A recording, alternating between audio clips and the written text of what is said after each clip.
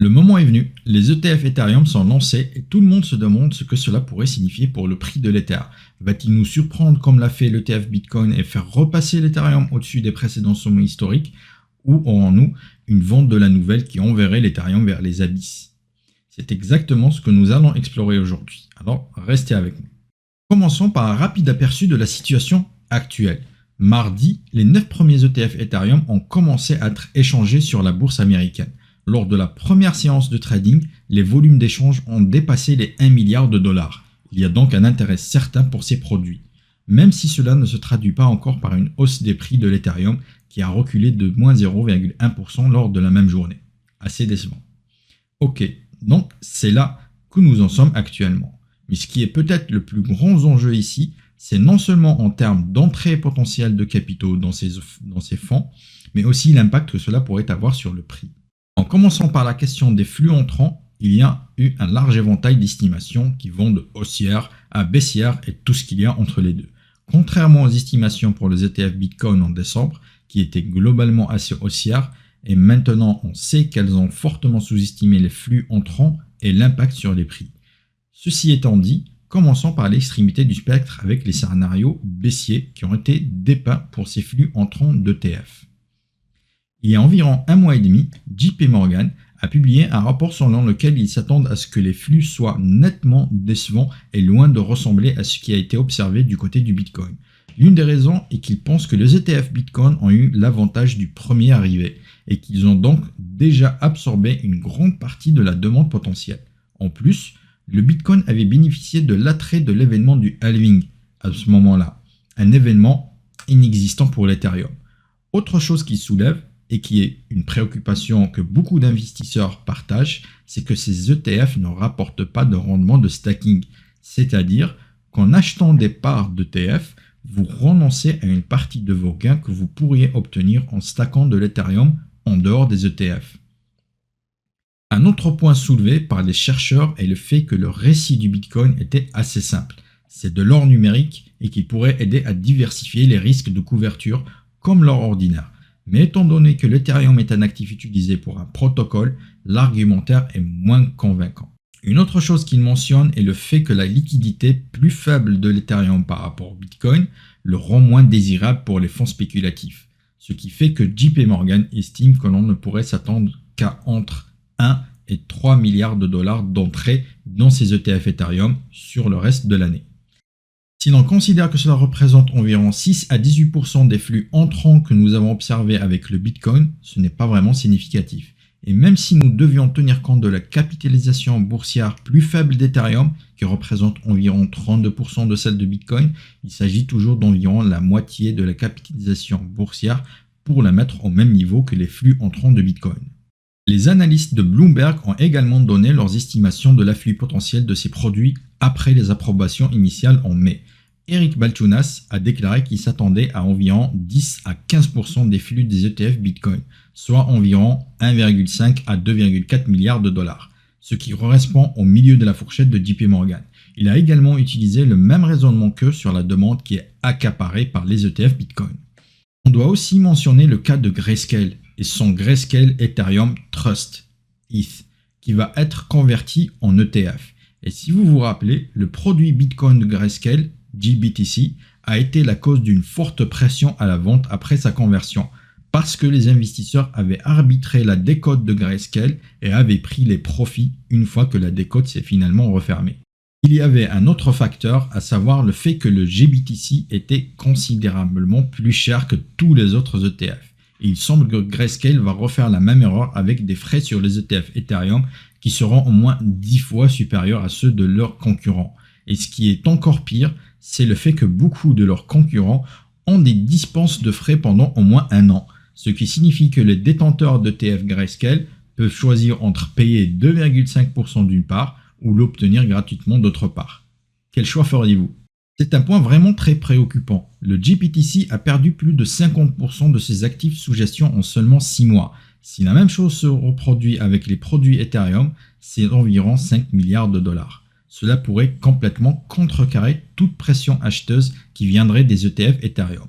Et si les flux entrants se rapprochent des estimations basses de JP Morgan et de Bloomberg, alors cela signifie que les flux des fonds ETF pourraient être négatifs pour le marché. C'est donc là le scénario baissier. Mais plus récemment, il y a eu un certain nombre d'estimations et d'analyses plus haussières. Voyons cela. Tout d'abord, nous avons le rapport de K33 Research de début juin qui essayait d'avoir une idée de la demande potentielle en comparant l'Ethereum au BTC et se projeter en se basant sur les flux de l'ETF Bitcoin. Selon leurs estimations, les flux entrants varient de 3,1 à 4,8 milliards de dollars en 5 mois, ce qui est bien supérieur aux estimations de JP Morgan et Bloomberg. Ils ont également étudié la question du coût d'opportunité du stacking que nous avons mentionné plus tôt. Ils ont examiné les chiffres des flux des ETF Ethereum avec stacking et ETF Ethereum sans stacking en Europe et au Canada, où les deux produits sont disponibles. En Europe, 97,88% des flux sont allés et restés dans les produits sans stacking. Et au Canada, 99,1% des flux se sont aussi dirigés vers les ETF sans stacking. Les investisseurs ne semblent donc pas du tout se préoccuper de savoir s'ils ont un rendement de stacking ou non. Un autre rapport de recherche qui a été publié récemment est celui de Galaxy Digital. Si vous vous souvenez, ils ont publié un rapport similaire l'année dernière avant le lancement des ETF Bitcoin. Ils avaient sous-estimé les flux entrants. Ils estiment maintenant que nous pourrions avoir 1 milliard de dollars d'entrées mensuelles, soit environ 5 milliards pour le reste de l'année, ce qui est assez cohérent avec les estimations des K33, si l'on considère l'extrémité supérieure de la fourchette, mais il est bon d'en avoir la confirmation. Cependant, la partie la plus intéressante du rapport est ce qu'ils pensent que pourraient être les surprises à la hausse pour les flux entrants, et donc pour le prix de l'Ethereum.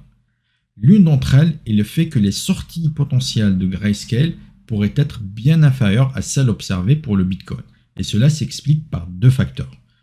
D'une part, le ETH de Grayscale détient 2,4% de l'offre d'Ethereum, où le GBTC détenait 3,2% de l'offre de Bitcoin. La pression vendeuse sera donc moins significative. D'autre part, contrairement au GBTC, il n'y a pas beaucoup de vendeurs forcés en faillite. Souvenez-vous que Genesis et Three Arrows Capital détenaient d'importantes quantités de GBTC et ont été contraints de liquider suite à leur faillite. Sur la base de ces deux facteurs, ils ont estimé les flux sortants de Grayscale de seulement 36 millions par jour en moyenne, contre 130 millions de dollars par jour pour le Bitcoin. Donc, peut-être que le marché est un peu trop pessimiste à propos de ces sorties de capitaux. Mais il y a une autre surprise potentielle à la hausse, à savoir les fonds spéculatifs engagés dans un trade cash and carry sur les contrats futurs. Pour ceux qui l'ignorent, il s'agit d'une stratégie bien établie qui consiste à vendre à titre ouvert le contrat futur et d'acheter l'actif sous-jacent au comptant, ce qui permet de gagner le carry. Cela semble avoir été l'un des principaux moteurs de l'afflux de capitaux institutionnels dans les ETF Bitcoin. Cependant, cela pourrait être plus prononcé pour l'Ethereum parce que les frais de financement des futurs Ethereum sont plus élevés que ceux des futurs Bitcoin. Cela veut dire qu'un trade cash and carry avec l'Ethereum devrait produire des rendements plus élevés et donc être plus attractif. Mais la partie la plus intéressante du rapport de Galaxy est l'analyse de la sensibilité au prix de l'Ethereum par rapport au Bitcoin. Comme vous le savez peut-être déjà, le prix est déterminé par l'équilibre de l'offre et de la demande. S'il y a moins d'offres disponibles pour l'Ethereum par rapport à celle du BTC à l'époque, cela signifie que l'Ether peut être plus sensible que le BTC aux achats des ETF. Les taux d'inflation de l'Ethereum sont au moins 2 fois moins élevés que ceux du BTC.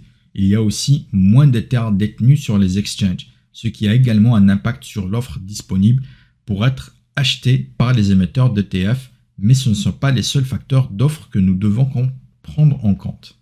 Il ne faut pas oublier qu'il y a beaucoup d'Ethers qui sont bloqués dans le stacking, des contrats intelligents, des ponts, etc. Sans parler de l'Ethereum dormant et complètement perdu. Par conséquent, toutes choses égales par ailleurs, il y a moins d'offres d'Ethereum ajustées qu'il y en avait avec le BTC. Et cela devrait techniquement avoir un impact plus important sur le prix. Ajoutez l'impact potentiel des sorties de Grayscale plus faible que prévu et cela pourrait envoyer l'Ethereum à des sommets. Alors, où allons-nous? À quoi je m'attends sur l'Ethereum pour les jours, semaines et mois à venir?